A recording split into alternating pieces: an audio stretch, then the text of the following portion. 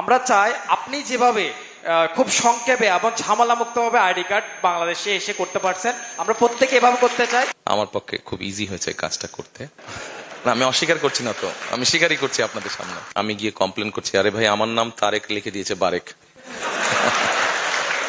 আসসালামু আলাইকুম, আমি Mahmud Hasan, BBA second year, GM chartered university.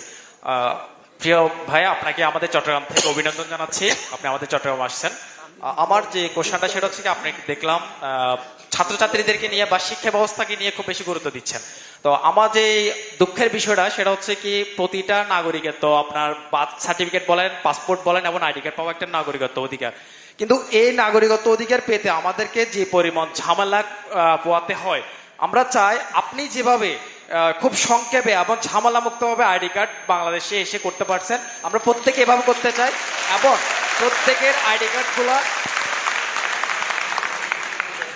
প্রত্যেকের আইডি কার্ড, পাসপোর্ট এবং বার্থ সার্টিফিকেট স্কুল লাইফে প্রত্যেকে করে ফেলতে পারে, সেই সুবিধাটা চাই। আর বিশেষ করে আইডি কার্ডের সব ভুল এবং হচ্ছে ছবি, আপনি যদি আইডি কার্ডের ছবির দিকে তাকান, আমরা যদি কোনো ইউরোপীয় অ্যাম্বাসিতে যাই তখন আমাদের দিকে একবার তাকায়, আমার পাসপোর্ট এবং এনআইডি কার্ড দিকে 10 বার তাকায়, চিন্তা করে বাংলাদেশে দুর্ভিক্ষ চলতেছে কিনা। ওরা চিন্তা করতেছে বাংলাদেশে কোনো দুর্ভিক্ষ লাগছে কিনা, যে তাদের ছবির অবস্থা কেন, তাদের বাস্তবীয় চেহারার সাথে এমন অবস্থা কেন।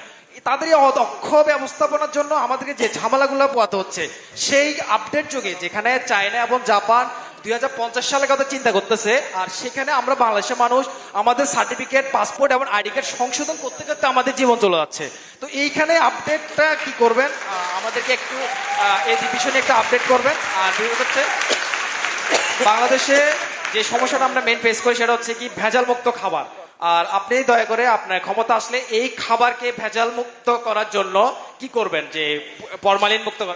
আচ্ছা, হঠাৎ আইডি কার্ড থেকে একদম ভেজাল, একদম ভেরি কন্ট্রাস্ট কোয়েশ্চেন। এনিওয়ে, আপনি যেটা প্রথমে যেটা বললেন, হ্যাঁ, আনফর্চুনেটলি বা ফর্চুনেটলি আলহামদুলিল্লাহ আমার পক্ষে খুব ইজি হয়েছে কাজটা করতে। না, আমি অস্বীকার করছি না তো, আমি স্বীকারই করছি আপনাদের সামনে।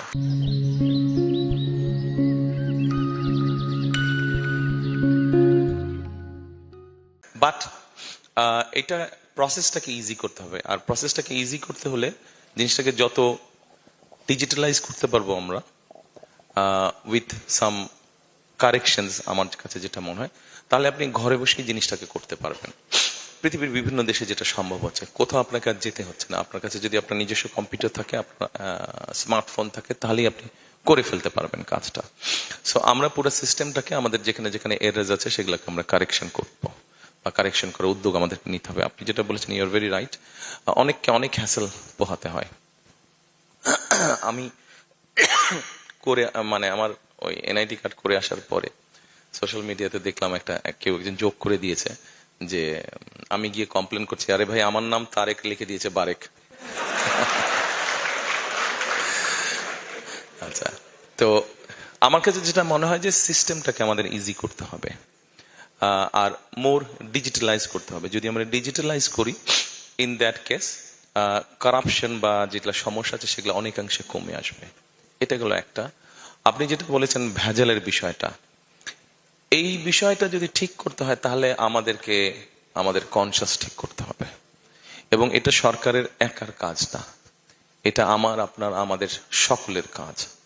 এটা আমাদেরকে সকলকে মিলেই করতে হবে। অন্যায়ের বিরুদ্ধে প্রতিবাদ করতে হবে।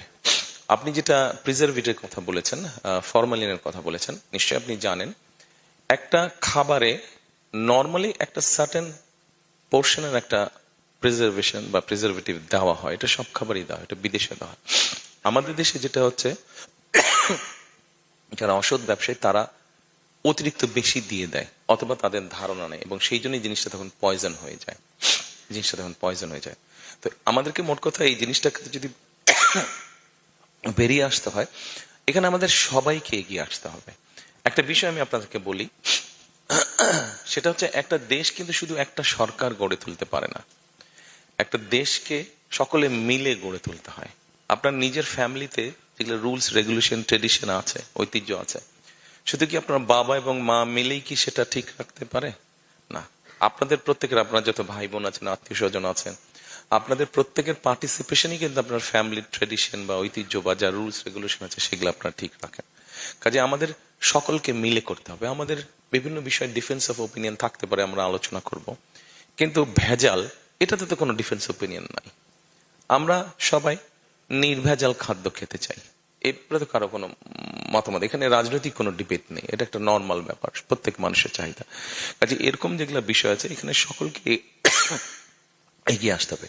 সরকার উদ্যোগ নিবে, সরকার বিভিন্ন সময় বিভিন্ন ব্যক্তিকে দায়িত্ব দেয় যারা এরকম র্যান্ডমলি চেক করে।